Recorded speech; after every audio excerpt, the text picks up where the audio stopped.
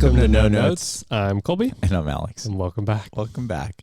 So I think we're just going to jump right into it. A couple of months ago, you called me a fraud and fake. I did. And here we are standing, looking at each other, sitting. And you just, where did you come from, huh? I might have gone somewhere. Where? It was not a blue state. We've railed against Miami for months now. We've said we'd never support Miami because it is governed by Ron DeSantis, and we would never support his state and his politics with our tax money. And Colby he gave them millions to the RNC. I don't know about millions. Definitely a nice little chunk. But yeah, I think I'm a little bit of a sellout. You could say that right now we're sitting fake to fake. Yeah. I'll try to explain myself. Please do. I needed a little take care of myself time, and the options where I could get a direct flight and that I knew the weather would be great were basically Palm Springs, Hawaii, or Florida. And we're going to Palm Springs in a few months. Hawaii by myself doesn't sound super exciting. And so, yeah, I was kind of left with Florida. There's a property that I've been wanting to stay there for a while, the Edition. As you know, I love the Edition brands. And yeah, I went and stayed there, and it was lovely, I have to say. The weather in Miami is so unpredictable. It is. But so scratch that off. Yeah, I mean, the only thing you risk this time of the year is like the storms and rain, potentially. Just a small torrential rain. But like it's really hot, and you're still likely going to get a lot of sun. It didn't rain at all while I was there. It was absolutely beautiful. South Beach is still trash. I haven't been in a long time, and it's just as I remember it. But my resort was really nice, and so to just go there and not do anything, that was beautiful. That being said, I still don't trust Miami gays. They're some of the sketchiest I've met so far, and I wouldn't live in Miami. Yeah, but that's what you say now. I could potentially visit, go there for New Year's, take G, donate to Ron DeSantis, give the response to the State of the Union as a Republican. Maybe I could even host my wedding at Mar-a-Lago like those other days. Yeah, I can see it. Yeah, I did not have path to conservative on my bingo board for this year, but here we are. Yeah. Next, you're going to be moving boxes for Trump. Oh, God. not at all. God. Well, I am a little bit of a hypocrite this time, I'll admit. A little bit, a lot. A little bit. I did trade over some of my self-respect and dignity. Morals. But sometimes you have to. Sometimes the situation calls for it. You know, we've all traded our dignity for some things that we shouldn't have before. Well, not all of us. Not all of us. All right. So now we're going to move into shit we found online. Do you want to get us started, fraud? Fake? Sure. So, you and I have been talking a lot about nostalgia recently. Yes. And I don't know if you've seen, but one of our favorite shows of all time is being rebooted. Have you seen this? The Fairly Odd Parents is coming back, rebooted? I think this week. Live action? Not live action. But also, Cringe. Do you know when Fairly Odd Parents, what year it first came out? Oof. Let's see. Because I was shocked when I saw this. I would say around like 2002. 2001. Yeah. It's been that long. So they're rebooting it. Still has Cosmo and Wanda. So we'll see what that's like. Is Timothy going to be gender neutral? Timmy is a girl now. Hazel, I believe. Oh, okay. And is she going to be disabled property? So last night we went to an event and they took a 15-minute portion to talk about everyone that's acceptable, which is totally fine, but it went on very, very long. And when it's 1 a.m. at a event, it also wasn't Pride. So it wasn't Pride. Why were they giving a speech about? It was a grocery list like of everyone. Equality and acceptance and all these things at a party.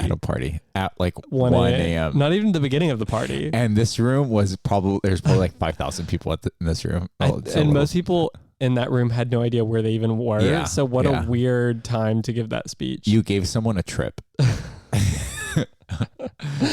That was my shit we found online. Oh, cool though. I'm looking I can't forward imagine to. they're going to do a good job of rebooting it. Is it still going to be with Nick? It's with Nickelodeon. Okay.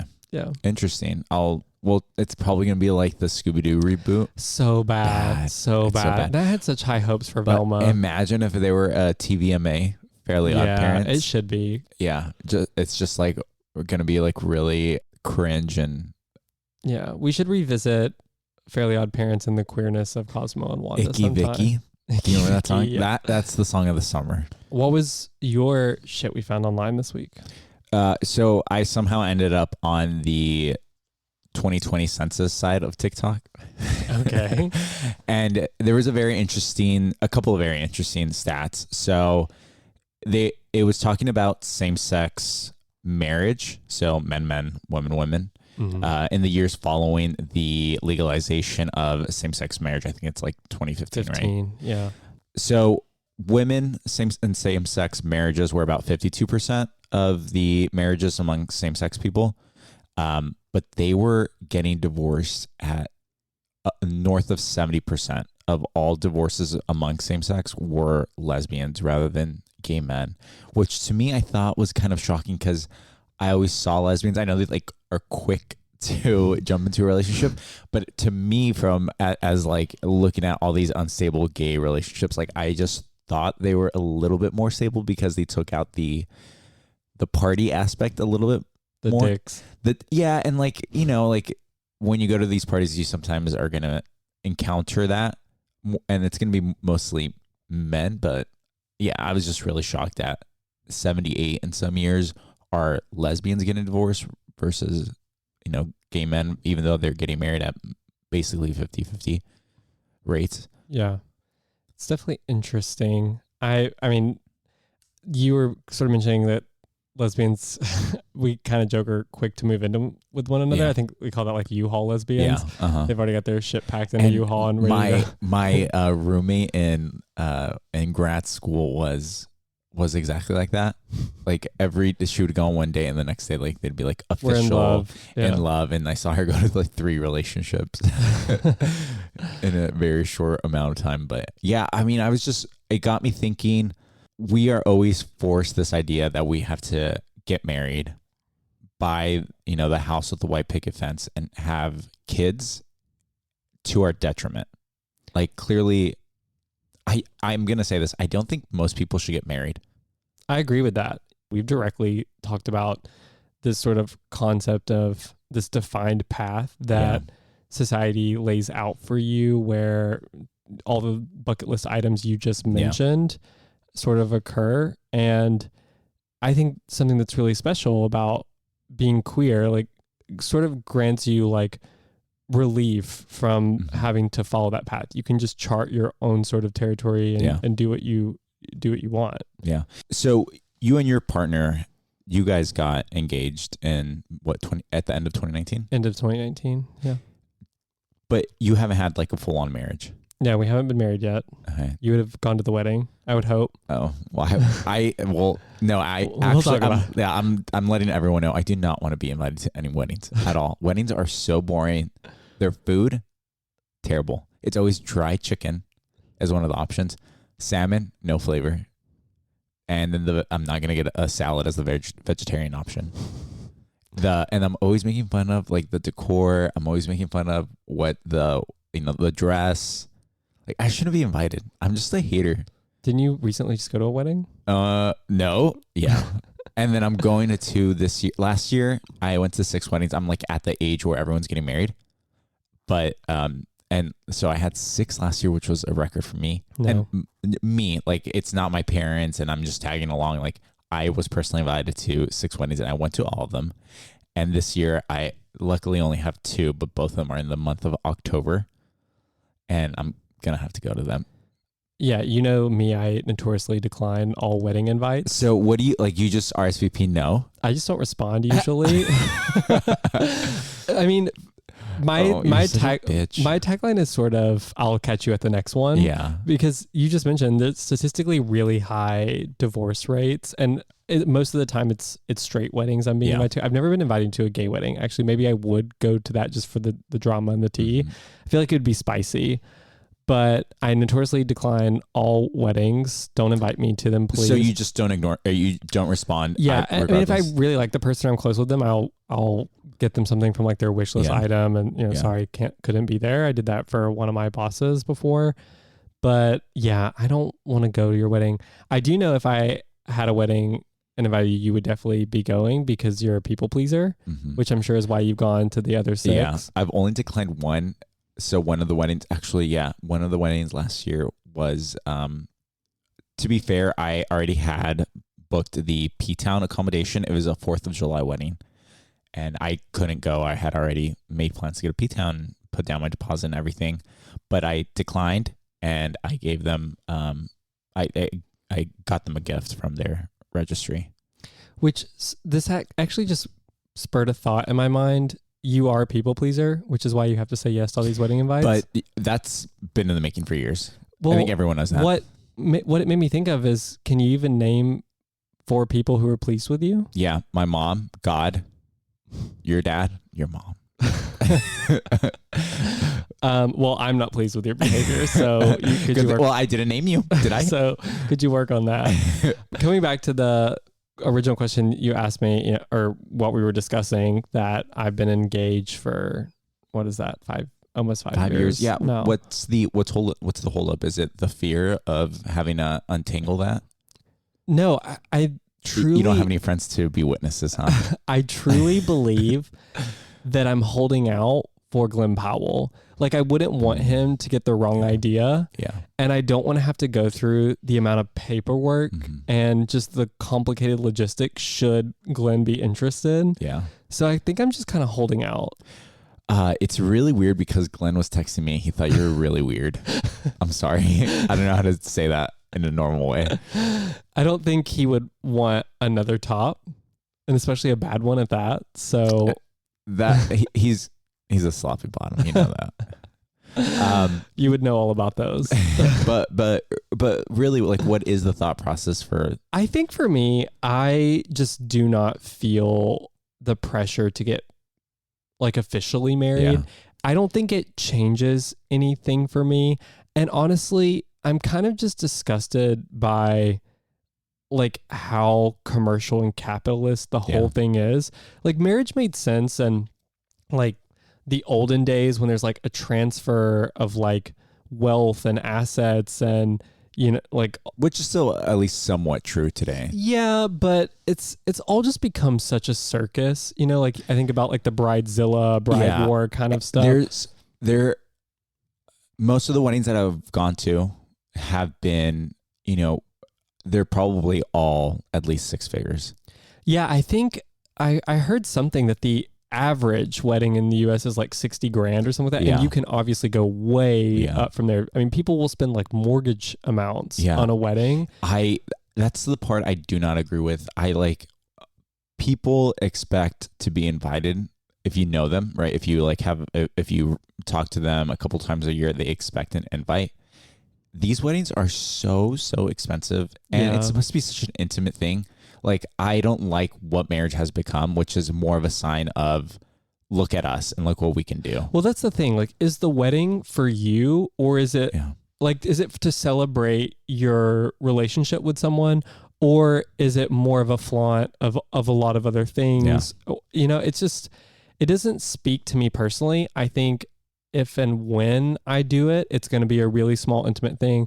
I would rather get like some really close people together and go have some elaborate, an orgy, elaborate, several day trip in like Positano or some, just something like really chic, simple, or like have some crazy celebrity performer. But me. Yeah, actually that would be a good idea. And I'll just sing Espresso by Sabrina Carpenter. Enough espresso. Wrapped around my finger. If I could choose anyone, it would be Lana doing singing Young and Beautiful. Yeah. Perfect lyrics for me. Yeah.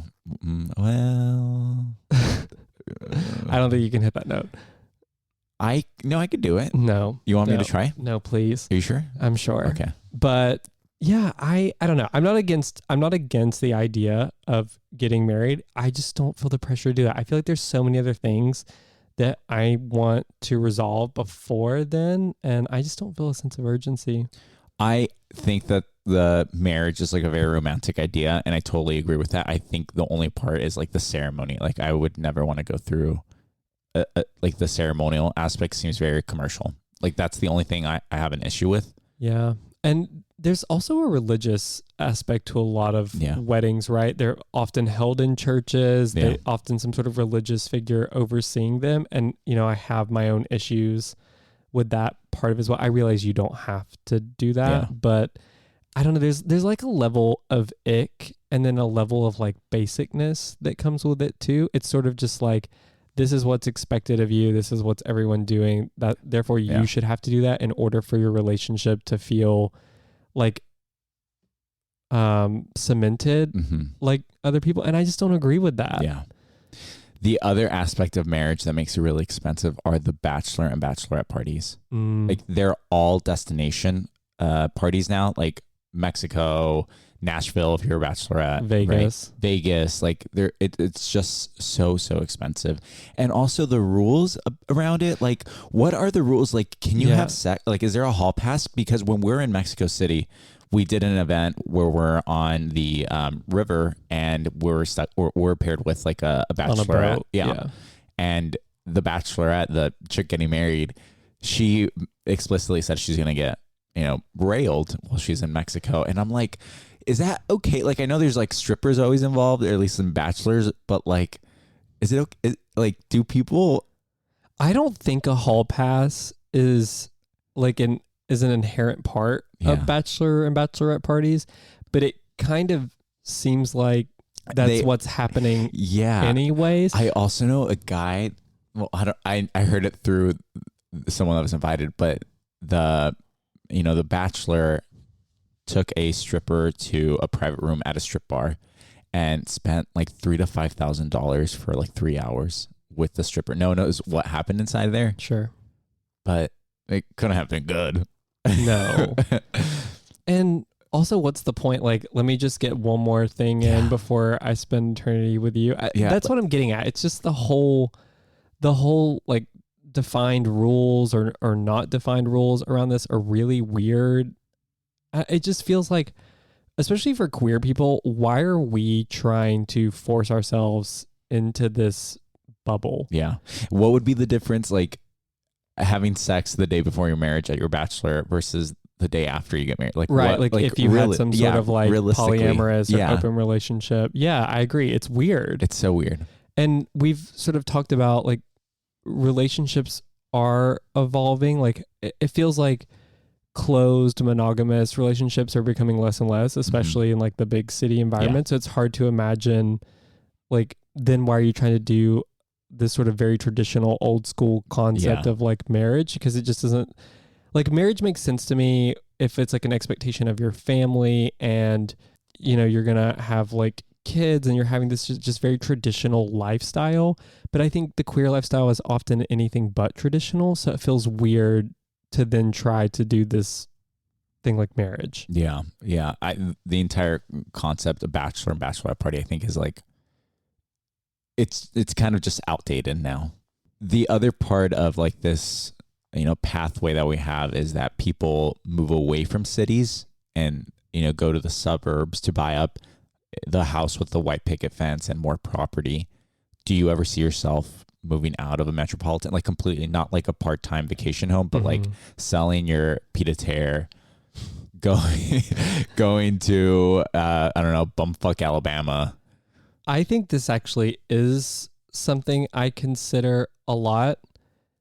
I don't think I consider like a suburb, for example. Like, I don't want to be in one of those planned communities of, can't think of anything worse, hundreds of the same kind of homes next door to each other, and your neighbor. I don't like that idea. Or the layout. It's always so weird. Like, this home looks exactly the same, except it might be like a mirror image, but exactly like where the rooms are at. Like, it's such a weird concept. Yeah, and I in the town I grew up in, it was full of a lot of those McMansion kind of planned communities like that. And my parents live in in a McMansion neighborhood now. It's so funny, like the dynamics of it. Yeah, and there's an architect that I saw on TikTok, and he was explaining what's structurally like ugly about a McMansion, and he taught me that you need to look at a home, and it needs to be, if you put a line in the middle, it needs to be equal on both sides, and it needs to be balanced.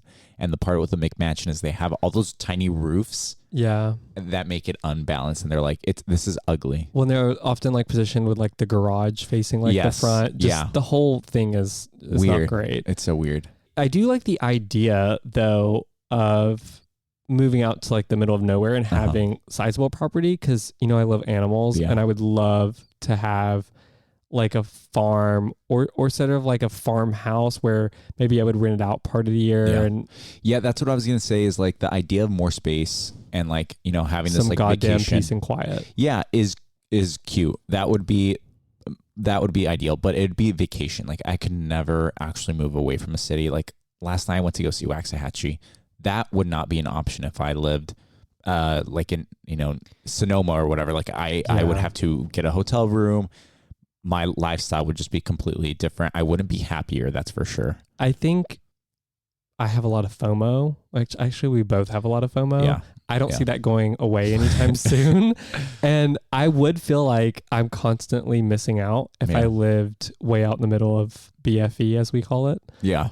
And so the idea is nice, but again, the idea is not always what reality is.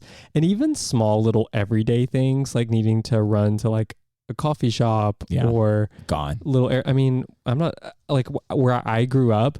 I remember going to the grocery store was a 25-minute drive each way just to run and grab a few things. So I don't know that I would want to do that. And another thing is every time a gay couple moves to like a rural part, there's always something wrong with them. Like jealousy is an issue, and they think that they can solve the problem by moving away out of the city.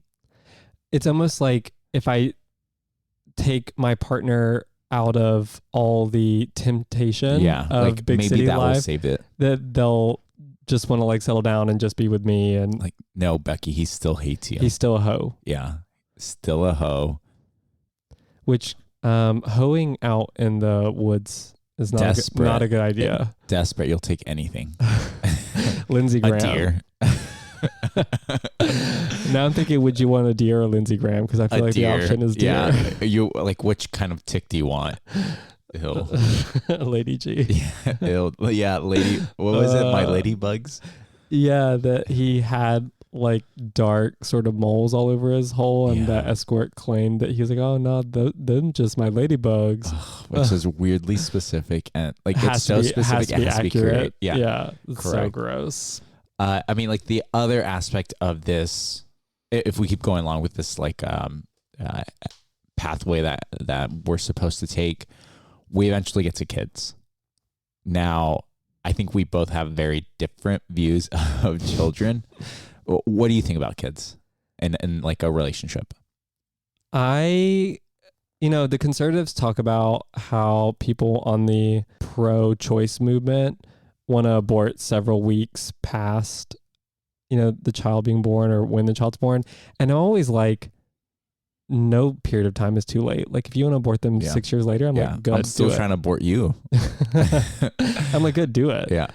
I find kids disgusting. I'm going to be very real. Like, can you talk about that one time water landed on your bag and on the airplane? Maybe you're talking about like a story where a kid like hit a cup and it like went all over the carpet on the plane, and I had a bag underneath my seat that it was like getting near. Yeah, look, kids just have no concept of space and like the environment that they're in, and they just sort of do what they want.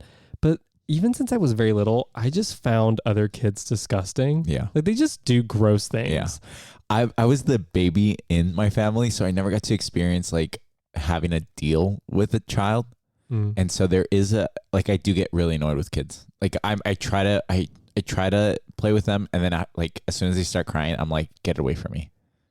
I there is something in me that I genuinely find babies Yeah. repulsive. Yeah. Like someone will hand me some like potato lump thing and they're like, isn't Hold this it. so cute? Yeah. And I'm like, this is the ugliest fucking thing I've ever I'm seen. like, put it back in the oven. It needs a little bit more time. Like humans somehow have the ugliest babies of like all mammals. Yeah. I have no idea how And that they all happened. look the same. Like they're always like, oh, isn't it so cute? I'm like, it looks like every other baby. It just looks like Ditto from Pokemon. Yeah, I know a lot of people find them cute as if they're just like little adults. I am so repulsed by them. And the TikTok currently going around, the baby with consciousness. Yeah, mother, Yeah. I would like to go. 4 seasons. Yeah, I feel like the kids are part of the reasons that you might have to do these other things, like getting married and moving out to the suburbs, because you want them around like other kids and good school districts. So I feel like kids kind of necessitate some of the other things. And thankfully for us, it's not very easy to get accidentally pregnant. So you keep trying, right? I keep trying. My home is shown as a Planned Parenthood location on Google Maps for the amount of children I've aborted. But yeah, it's not for me. Like, do you think you're gonna have kids? So I want to have kids, put you as the godfather, kill myself, and then it could be a great movie. Imagine you grow to love this thing, and it's like my genes, so it kind of looks like me. If it looked like you, oh my God. I think I would become like an abusive parent. Like I'd be like slapping it every day. There's some movies like that where people end up inheriting kids. It could be like Annie. It's a modern day Annie. What if it starts singing? The sun will come out tomorrow. And you're just like punching it, wailing it. Oh God. Would you have kids via surrogacy or the thing adopt that's up them? in there? Like adopting sounds like it would be a really meaningful decision, because there are like, so many kids that do need homes. But a part of me is also like, being a substance abuser while you're pregnant, does have an effect on the child. I'm always like, what if there's like a temperamental thing, a mental thing? What if they have addiction issues? Like, can I realistically have that? But then on the other hand, like having a surrogacy, that's so expensive, right? That is privilege at its finest. It is privilege. And, I guess maybe you're helping out someone that needs, like, that's how they make money and all that, but still like that's doing all the heavy lifting. Right? Exactly. I mean, you're talking like maybe even $100,000 done to get it delivered like that. It's really a privileged position. So I don't know where I'm at. But I know if I do have kids, I'm going to time it so that I have children with my friends like Mike, so that we can do things together. Even though you guys live in completely different coasts. Yeah, but we can vacation together. Yeah, we're not doing a vacation with everyone's kids. Oh my God, yes, we can. No, that would be so awful. And then you're going to be in the middle so that you can hear the children crying at night. Absolutely not. So like another aspect though is like, what do you think is going to go with like your property? Like you have a beautiful collection of bags and art. Like when you pass away, like, do you want, like, isn't part of having like a family is so that they can inherit this sort of stuff? So it's interesting that you bring up sort of the reasons or justifications for people having kids, because there's part of what we talked about of like the sort of societal expectation or pressure that it's like that's just what you do. You have kids. But then there's also like the considerations of the transfer of assets over time, like who ends up with all these things that I have. And then I think the one consideration that I do think is kind of interesting is the sort of care later in life, as give them wealth, which frankly I've seen both in my family and my partner's family not really go well. Like having kids that aren't positioned either mentally, physically, financially to like help take care of you. So like that's quite the bet to take. As far as the transfer of like assets and things like that, I don't think I would ever want my kids to end up with my things. My things are like my things. Like I picked and collect things that have a lot of value to me, and there's no way that I could ever transfer that to anyone that would ever. I think all your stuff should go to a preschool, and then they can just draw, get crayons and just draw on all. They paint everything. On Birkins. Yeah, like Kim's my child. goal is to use and love the things that I have so much that they're not like in a great state to inherit them post. my Bet. death. Bet. Let's try it out. Let's treat yourself like a Jan sport. Not like a Jan sport, but the things are things. You don't take them with you. I don't know. And also I like think you should be buried with them, like an Egyptian. also I didn't inherit like a leg up. Like I wasn't one of these generational wealth Yeah. sort of kids. Everything I've done has been self-made, and same for my partner. Right. So I'm sure as hell not giving some kid a leg up. Fuck them. Fuck them kids. Fuck them kids. We've also seen people, gays trying to have it all, like that same lifestyle of like going vacation to like P-Town and all the places on the gay calendar while still having like kids. Mm-hmm. And it's always been kind of an awkward situation because we see them talking on the phone. It's just a very like interesting concept because these people have to be very privileged because they have to have someone to take care of the kids while you're gone, Yeah, I mean, you're referring to situations where we've seen gay dads in sort of like very gay destinations, sans kids. They've left the kids at home and they're just out like partying and living their best lives. Yeah. Meanwhile, their kids are back home doing God knows what with like a nanny. Yes. And then we like, we befriend them a bit and then we kind of see like, oh, they do this pretty regularly. Some of you befriend them. Yeah, it's one of those things of, like you said, trying to have it all. And I think these are people that haven't really like thought about and questioned, I think, whether they actually want to raise kids. And it seems like the answer is probably no, because they're not at home. I would disagree. Really? I would say that they really want kids, but they don't want to. They want their cake and they want to eat it too. It seemed like to me that some of these people are of the mind that like that's just what you do. I found my partner. We're now getting into our 40s. Now it's time to have kids because that's what everyone around me does. Because the guys you're referring to are Southern, and like that is sort of very much like Southern small town mentality. But yeah, if like the sacrificing part, that for me is probably one of the biggest reasons that I wouldn't have kids, is that I think it requires such a selflessness that I do not have within me. I'm not willing to compromise my quality of life. The expense of having kids, I think, is huge, something else. And yeah, I mean, I wouldn't want to give up like my travel and all that to have kids. The other part for me that I think about a lot, and I'll pose this to you as a question: does it feel ethical or right to have kids, looking at like the condition of the earth and like where life is seemingly headed? Yeah, I agree that we live in an environment that it hasn't been getting better, like in terms of environmentalism. Politics, political division, the environment, wealth inequality. Some of those things are like the worst they've ever been, and they don't seem like they're going to resolve anytime soon.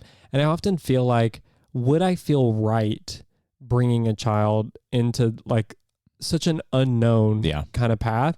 To that end, we talked about adoption. To me, adoption feels like the most ethical of that kind of scenario, just because, right, you're not creating something new. It exists. And if you have the means and resources to help provide for someone that, has kind of been disenfranchised, like I think that's a great opportunity if it like works for your needs and lifestyle. But it does kind of suck to see people that want to have a little bit of it all and then not do any of it really well. Because I think with kids, again, it requires so much sacrifice and so much selflessness that you have to be willing to like really forego those things in order to make sure you're providing like the best opportunity for the kid. Yeah, I mean, I always think back at my childhood and like I love my parents, but there are some things that I think could have done, they could have done better. I mean, that's just going to be natural, that's right? Like all parents. And I just think about all the lessons that they taught me and like how I could improve that. And I think that's very beautiful and poetic that I can, help raise someone and then, teach and improve upon what my parents were taught, what their grandparents, were taught, and just kind of keep evolving. Yeah. I can think of some more cons though with having kids. Can you imagine having to take them to Disney? No. You don't know. Again, that's taught. That is taught behavior. What if you become a Disney gay? Being a Disney gay is taught behavior by their parents. It ends now. Ends now. Even worse, Alex, what if you had to go on the Disney cruise ship? No, what? I have been on a Disney cruise trip. It's called what is It's a Small World. Have you been on there, Ed? No. Did you not go on Disney? No, the first time I ever went to Disney was you and I went You a few didn't years go to ago. the Miami one, the Orlando one? Nope. Really? Mm-mm. Oh no, you're not missing anything. Yeah, I know. Disney sucks. And that's another point. People that bring their kids on vacations to nice places are assholes. I remember when we went to Ibiza, we stayed at a really nice hotel, and parents, this was a straight couple, brought their 18-year-old to Ibiza as a graduation present for graduating high school. And he got to bring his 3 best friends from high school. And the weirdest thing ever was being at Amnesia, which is a nightclub, at 4 a.m. under the influence. And guess who I see? These 4 18-year-olds at the same place that I am, also under the influence. It felt wrong. Which I can't even imagine you're like having parents that would pay for and support And that. like, what do you say? Like, yeah, go and for also, it. where do you have to go from there? Like, if you've already done that when you're 18 and you're staying in like 5-star resorts and all that, this is what life I'm is going to talking be about. really disappointing for Like you. that kid probably had it all growing up, is probably going to get to college, drive drunk regularly because he was never taught anything else. Even worse, he'll become a male podcaster telling women what to do with their bodies in versus a few years. us. And when I was just on vacation in Miami, I was staying at a super nice resort. It was in the north part of South Beach. It's way out of like where most people are staying. And it's not at all like a family hotel. Like you just know, like the style of a hotel, the freaking price range of it. It's just not a family destination. I'm lounging by the pool. I'm having a good time. I started to hear these childish voices. And I'm like, how young are we talking about? They're like 11, 12-year-olds. Okay. There's at least 15 of them. And clearly a parent or parents had purchased a cabana. These are like $1,000, $2,000 a day cabanas for all these 11, 12-year-olds. Were the parents Russian? No. Are you sure? Yeah, there was no accent to anyone. Oh, they're hiding it well. They're spies. They had got them like a cabana for the day. And I'm just like, why are these kids here? Why did you bring them here? Yeah. Like, you need to be at like the Howard Johnson or some shit like that. Like, don't bring them to this nice place. And I think people with kids, they lose all sort of like awareness of other people and the expectations of behavior in public. Mm-hmm. Same thing like on that plane example, like no, they're just like, oh, this is what kids do. Kids are messy. And I'm like, yes, but it's your kid. That's your problem. Like I should not have to deal with the fact that you had a kid. People can make mistakes, Colby. Yeah, children can make like mistakes. Having they're you, gonna be clumsy. Your parents Colby, having you. that hurt my feelings. I also, this is my strong opinion. Kids should not be allowed in business or first class on planes. Yeah, that I agree with you. They shouldn't be there. That's no place for them. It's way too expensive. That's stupid money that parents are wasting on their children. I think we just need more places in general where kids are not allowed. Yeah, weddings. Mm-hmm. I will say that my brother and his wife, they have 3 girls, and it's been fun seeing them grow and like interacting with them. Like they have become like they're like all best friends. Like it's really great to see when it's done right. Like how it turns into these like very positive relationships. And it's like, I don't know. I think it's beautiful. Like it's really pretty to see. It doesn't always work out that way though. It doesn't always. My brother and I were always like frenemies, when we would wail on each other. I'm trying to think if I know like any gay people today that I would be like, oh yeah, I could see you having kids, including yourself. But I'm also I've never met a bad person that didn't also have bad parents. Mm. So what you're saying is you're going to be raising another little asshole. No, I'm going to be raising another people pleaser. When that also can name very few people that are pleased by their behavior. I don't know. Your mom was very pleased. If you and others in our friend group start having kids, I'm just going to carry around a water bottle the whole time that I spritz them like a cat, like when they're pissing me off. Oh, that's just Uncle Colby.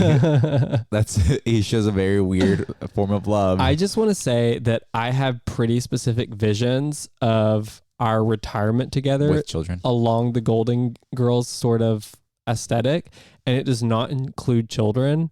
So if Glenn Powell is like, I'm going to be with you, I'm going to love you, whatever, but we have to have one child. yeah, but we can ship it off to boarding school. You know, he has like the resources for that. Like we can FaceTime our little like Icelandic baby. But Bjork, I'm imagining Bjork, a pop singer. Look, if I was with Glenn Powell, he would be too busy to be a father, is all I'm saying. Would he be running an accounting firm? I don't know what else. No, he would be like strapped down the whole time. So oh, yucky. Keep it in your mind. Disgusting. I want to end with saying that I think society forces a lot of things on us. Marriage, moving away, having a perfect home, kids. But I think that people should, pick and choose what works for them and not necessarily what you've been told your life you have to do. Yeah, you should chart your own path. That's, like I said earlier, it's the nice thing about being queer is that you should feel like you don't have to follow the same sort of path that everyone else does. And you should be free to like define something that just like makes sense for you. Right. I think if you're confused about where you should be in life, you should leave it up to the game of a MASH. Oh. Speaking of, I have here I pre-filled MASH. I think we'll call it a form. So did you play MASH growing up? I think when I was in elementary school, so it's been a hot minute. So MASH stands for mansion, apartment, shack, house, and you get to choose options for who you're going to marry with, your partner, the number of kids you're going to have, the car you're going to be driving, and the job you can have. So I have a couple of options already for all those which I'm categories. sure are all wonderful options that make a lot of sense for me. Yeah, so I'm just going to read it out loud. Your partner options are Frankie Grande, Chris Olsen with ringworm, Sam Cushing without hair, so he's bald, and Glenn Powell, as is. Wonderful options. Are all of them supposed to be terrible but one? That's how I always played it. Because I feel like it's supposed to be a little bit more of a mixture. No, this is life. This is your life, okay? Kid numbers 0, 1, 7, 11. And then your car choices, Toyota Camry, those go for a while. Over 200,000 Reliable. Reliable. Nissan Cube, eek. Fiat, eek. And then a G-Wagon. Okay. You could be in a G-Wagon again. A job, public bathroom janitor. Then we does meaningful work, and you love the smell of it. The Eurowax esthetician, and then a colonoscopist, and lastly, you could be a sugar baby. Are they called a colonoscopist? Yeah, I googled it. Okay. Yeah. I have the same question because I've had a number of colonoscopies, so I just don't remember that specific term. You've had a number of them? Yeah. Oh, because you always have issues with your tummy, huh? Mm. Okay, so pick a number between 6 and 20. 14. Okay. You're grinning, so it's making me nervous. I feel like you're cheating here. Okay. Well, the good news is you're not going to have a Toyota Camry. That's the first one out. Okay. I feel like that wasn't the worst option of the list, though. Oh, damn it. Sam Cushing is out. Also not the worst option. Not going to be in an apartment. You're not going to be a Eurowax esthetician. I think I'd be good at that, honestly. You're not going to be a Fiat. No 11 kids. This is pretty good for you. I feel like there's still plenty of bad options on the list based on what you've previously stated. No 7 kids. This is your kids number. It's either 0 or 1. You're good. No G-Wagon. You're in a Nissan Cube, which is fine. I feel like was it Corolla or Camry would have been an option? Yeah. I think the worst car was a Nissan Cube. Oh, no sugar baby. This is taking a while. I know. We're not too fast. I have to speed this up. Okay. Chris Olsen with ringworm. Yay. Although preferable to Frankie Grande. So where are we at? You're going to live in a shack. Okay. Quaint. Your partner, Chris Olsen with ringworm. How big's the ringworm? It's the one online. Do you know he has a ringworm and he posted it? No. And he showed it. It's huge. It's like I would say it's like a golf ball Gross. size. I know. but love, it's love. I'm sorry. Kids, 0. Well, you guys are gay, so it makes sense. Car, Nissan Cube. Your job, you're a public bathroom janitor. You know what? This actually was pretty, besides the kid. It sounds like my whole life's in the toilet. Yeah. Well, you should kill yourself. Oh my God. It's in this lineage now. Yeah. Speaking of, it's been a great episode. We'll talk next week. All right. See you guys. See ya. Hey, it's Colby and Alex here. Thank you for listening to No Notes. If you enjoyed the show, don't forget to follow us wherever you get your podcasts and share with your friends. You can also follow us on Instagram at No Notes Pod, one word, where you'll find updates on new episodes and see more into our lives and the stories that we share with you on the show. Your support means the world to us. Until next time, keep it real and keep it queer.